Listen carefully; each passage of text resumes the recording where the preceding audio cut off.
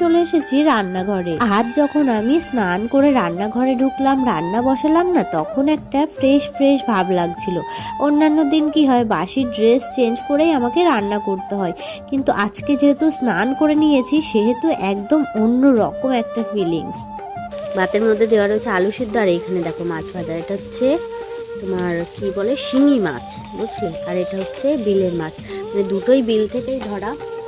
আমার বর অন্য দিন সকালবেলা উঠে একটুও সময় পায় না, আর আজ যেহেতু রবিবার, কাজ নেই, ছুটির দিন, সেহেতু সকালবেলা উঠে একটু বিলের দিকে গেছিল হাঁটতে। আর বিলে অনেকেই বসে মাছ ধরছিল, তো তাদের থেকেই এই যে মাছগুলো কিনে নিয়ে এসেছে। আমার ছেলে আর আমার বর দুজনেই এই বিলের এই সমস্ত মাছ খেতে না ভীষণ ভালোবাসে।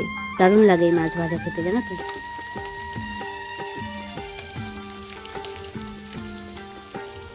সকালের খাওয়া দাওয়া কমপ্লিট করে নিয়েছি, আর এইখানে